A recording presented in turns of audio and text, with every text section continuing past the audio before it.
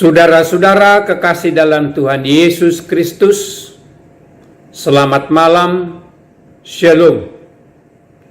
Firman Tuhan yang akan kita baca malam ini tertulis di Yesaya 7 ayat 14. Sebelum pembacaan firman, marilah kita berdoa. Terima kasih Tuhan, malam ini kami boleh bersekutu untuk mendengarkan sebagian dari firman-Mu. Biarlah Roh Kudus-Mu yang datang menyertai, memimpin dan membimbing kami untuk mendengarkan firman-Mu itu. Berikan hikmat kepada hamba-Mu untuk menyampaikan kebenaran dari firman-Mu. Di dalam nama anak Yesus Kristus kami berdoa. Amin. Saudara-saudara kekasih dalam Tuhan Yesus Kristus, dalam suasana Natal ini, kepada semua pendengar, pertama-tama saya menyampaikan ucapan Selamat Natal.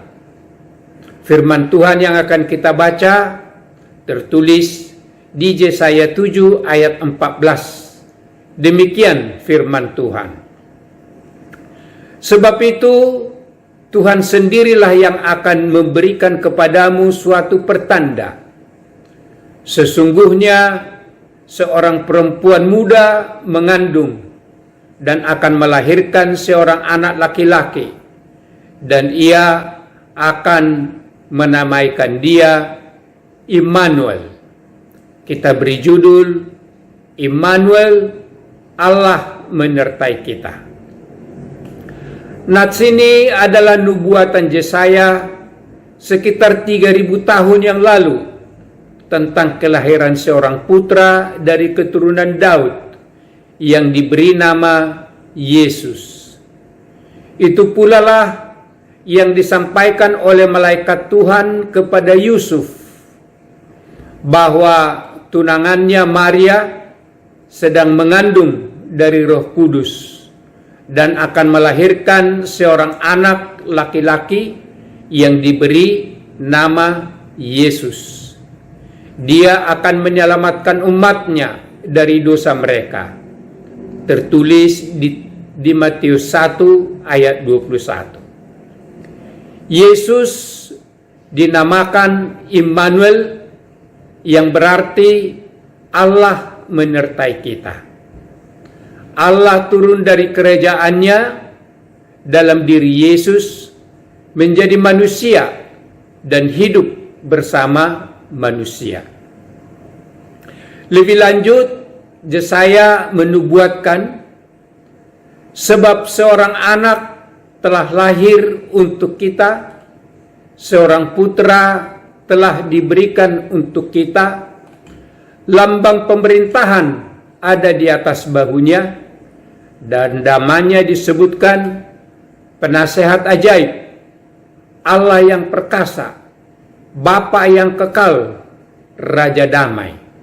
Tertulis di Yesaya 9 ayat 5. Nubuatan itu telah digenapi di dalam Kristus Yesus yang telah lahir di Bethlehem 2020 tahun yang lalu.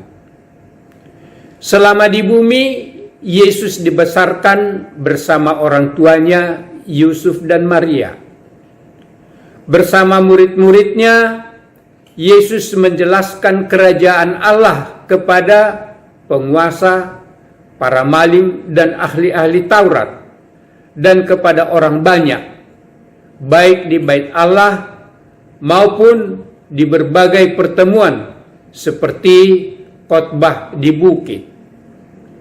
Misinya yang terakhir di bumi ini adalah memberikan nyawanya, mati disalibkan untuk menebus kita umat manusia dari hukuman maut, sehingga kita memperoleh keselamatan. Setelah Yesus bangkit dari antara orang mati, dia naik ke surga. Akan tetapi dia sudah mengirimkan Roh Kudus tinggal bersama kita umat manusia, yang memimpin kita, menuntun kita dalam hidup kita sehari-hari. Saudara-saudara kekasih dalam Tuhan Yesus Kristus, dalam nats yang baru saja kita baca, Yesus disebut dengan 4 nama. Yang pertama, penasehat ajaib. Artinya menjadi keajaiban yang kodrati. Dialah firman yang adalah Allah. Tertulis di Yohanes 1 ayat 1. Yang menciptakan langit dan bumi dengan segala isinya. Kedua, Allah yang perkasa. Artinya Yesus berkuasa atas segala ciptaan dan kejadian. Karena kepadanya telah diberikan segala kuasa di sorga dan di bumi. Tertulis di Matius 28 ayat 18. Ketiga, Bapa yang kekal. Artinya pada mulanya Yesus itu sudah ada. Karena dia adalah firman yang menjadi manusia. Dan dia akan ada dari selama-lamanya sampai selama-lamanya. Yang keempat, Yesus itu disebut Raja Damai, yang memperdamaikan manusia dengan Allah melalui pengorbanan Yesus di kayu salib. Tertulis di Roma 5. Melalui pengorbanan Yesus di kayu salib, kita diperdamaikan dengan Allah. Kita menjadi anak-anak Allah dan menjadi pewaris kerajaan surga. Melalui pengorbanan Yesus di kayu salib, Dia telah menganugerahkan kasih karunia keselamatan bagi manusia umat berdosa. Maka Yesus itu disebut Juru Selamat, Kristus atau Mesias. Jadi Yesus itu adalah Tuhan dan Juru Selamat dunia yang telah menganugerahkan kita kasih karunia keselamatan dan hidup kekal, dan yang menyertai kita sepanjang masa sampai pada kedatangannya yang kedua kali. Saudara-saudara kekasih dalam Tuhan Yesus, Immanuel, Allah menyertai kita di dalam Kristus Yesus.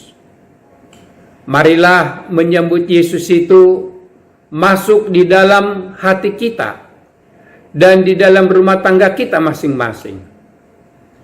Bila Yesus ada di dalam diri kita dan kita ada di dalam Dia, maka kita dan rumah tangga kita akan dipenuhi oleh damai sejahtera dan kelimpahan berkat-Nya. Besar kuasanya dan damai sejahteranya tidak berkesudahan. Tertulis di Yesaya 9 ayat 6. Yesus berkuasa di bumi dan di sorga.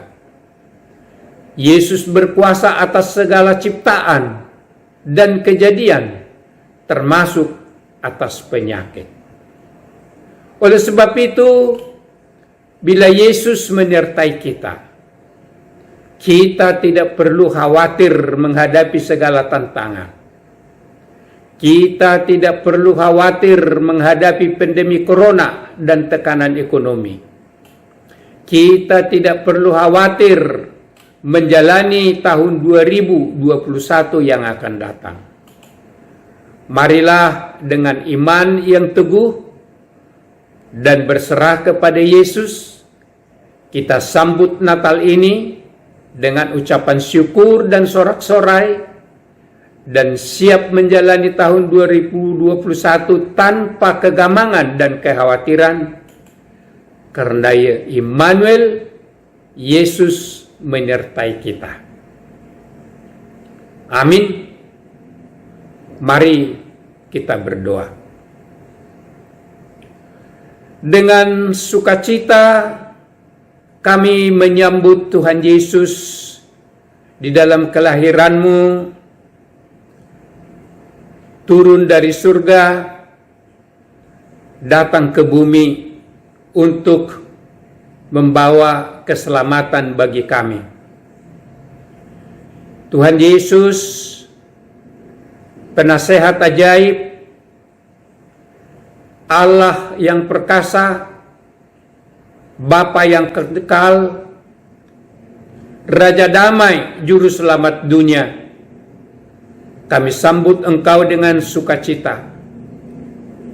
Dan bersama Yesus, kami tidak perlu gamang dan khawatir menghadapi segala tantangan dan untuk memasuki tahun 2021 yang akan datang.